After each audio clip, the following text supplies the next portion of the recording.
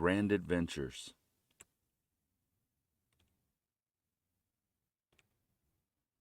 The Search for a Heffalump. One sunny afternoon, when Winnie-the-Pooh, Piglet, and Christopher Robin were enjoying a friendly talk together, Christopher Robin happened to say, "Piglet, I saw a Heffalump today." Piglet felt a little uneasy, but wanted to sound as if he knew what Christopher Robin was talking about. "I saw one once," Piglet replied. "At least, I think I did." By and by, Piglet and Pooh decided it was time to go home and walked side by side through the forest. After a moment, Pooh said solemnly, "Piglet, I have decided something." "What's that, Pooh?" asked Piglet. "I have decided to catch a Heffalump," Pooh declared. Piglet said nothing, but only because he rather wished he had come up with the idea first. However, soon he forgot his disappointment and set about helping Pooh work out how to trap a Heffalump. It seemed that digging a very deep pit would be a good start. A deep pit very near a Heffalump so that the Heffalump might fall into it quite quickly. Pooh and Piglet then wondered how one might keep the Heffalump there once trapped. "Supposing you wanted to catch me," pondered Pooh, "how would you go about it?" Piglet thought for a moment and then explained that he would take a trap with honey inside it so that Pooh would smell the honey and go after it. And so, before Pooh became too lost in his dreams of that sticky honey smell, Piglet sent him to fetch some honey while he set about digging the deep pit. Pooh went home to find only one pot of honey left on his shelf. Surely he had some more. "Oh, well, never mind. This will have to do," he thought. A little while later, Pooh returned with a honey pot. He passed it down to Piglet, who was at the bottom of the pit. "Is that all you had left?" Piglet said, peering into the jar. Pooh had to confess that he'd eaten some of the honey, just to make sure that it was honey and not anything else. Cheese, perhaps. Piglet left the jar at the bottom of the pit, and the two friends said good night, agreeing to meet early the following morning to see how many Heffalumps they had caught in the trap. That night, Pooh woke up suddenly with a funny feeling in his tummy. He knew what that funny feeling meant. He was hungry. So he went to the cupboard and reached up for a jar of honey. But he found nothing. Pooh was rather muddled and walked back and forth, murmuring a murmur in a puzzled sort of way, before he remembered that he had put his last pot of honey into the trap to catch a Heffalump. "Bother!" he said, and went back to bed. But Pooh couldn't sleep, and after trying counting sheep, he tried counting Heffalumps, but that was no good either. He jumped out of bed and ran straight to the spot where the very deep pit had been dug.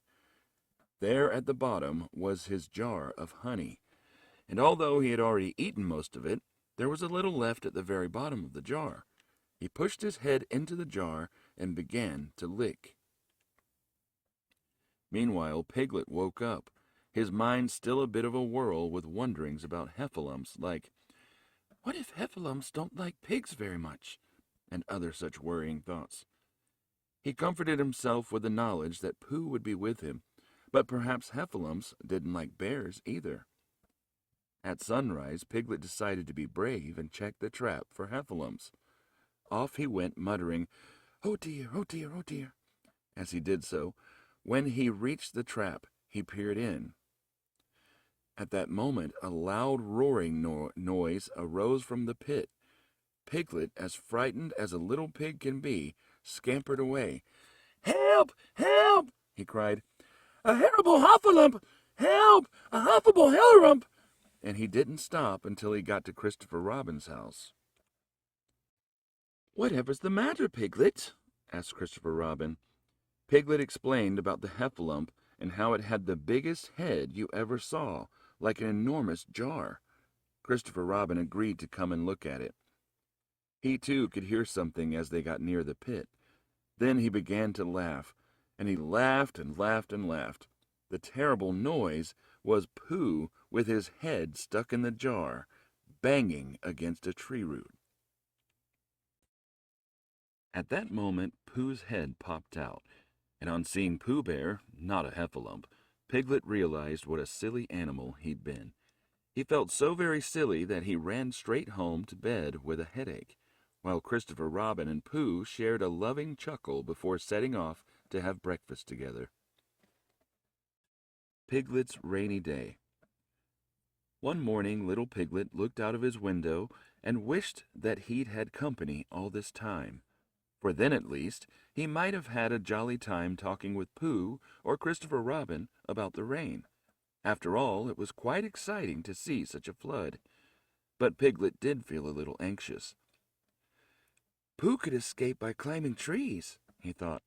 Kanga could jump, Owl could fly, and here am I, surrounded by water, and I can't do anything. Still it rained, and every day the water got higher until it was nearly up to Piglet's window. It was at this point that Piglet decided he should do something, and he thought and thought of what that something might be. Then he remembered that Christopher Robin had told him a story about a man on a desert island who wrote a message in a bottle before throwing it into the sea. That's what he would do. Then perhaps someone might find the bottle and come to rescue him. So he found a bottle and some paper and a pencil. Then he wrote, "Help, Piglet, me," before putting the paper in the bottle and corking the bottle tightly. Piglet leaned out the window as far as he could without falling into the water and dropped the bottle with a splash. Watching it bob away into the distance, he hoped someone would find it very soon. Then he sighed a long sigh and wished that his friend Pooh was there because it was so very much more friendly with two. Meanwhile, Pooh Bear woke up after a very long sleep to find his house was flooded and his feet were wet. "This is serious," he said to himself, and with that he took his biggest pot of honey and escaped with it to a large branch of his tree. Then he climbed down to get the next pot of honey, and the next one after that, and the next one after that, until his escape was complete and Pooh was sitting on the branch with 10 pots of honey beside him. One jar at a time, Pooh ate all the honey. It was while enjoying the very last sticky mouthful that Pooh noticed Piglet's bottle floating past him. With only one thing on his mind, he plunged into the water with a loud cry of, "Honey!" But it soon became clear no honey was inside. "Bother!" said Pooh. Then he saw the piece of paper. He took it out and pondered upon it for a moment. He said, "It's a message. That's what it is. And that letter is a P, and P means Pooh." He decided to find Christopher Robin or Owl to help him read it. Being a bear who couldn't swim, Pooh realized he would have to find another way to get to them. An idea came to him, one he was rather pleased about, being a bear of very little brain. "If a bottle can float," he said to himself, "a jar can float, and if it's a big enough jar, I can sit on top of it." So he took his biggest jar and made it watertight, naming his newfound vessel the Floating Bear. He set off, bobbing up and down a bit, just managing to paddle through the rainwater. It was just about this moment in time that, in another part of the wood, Christopher Robin bumped into Owl. Together they were wondering whether Pooh and Piglet were all right in these rainy conditions.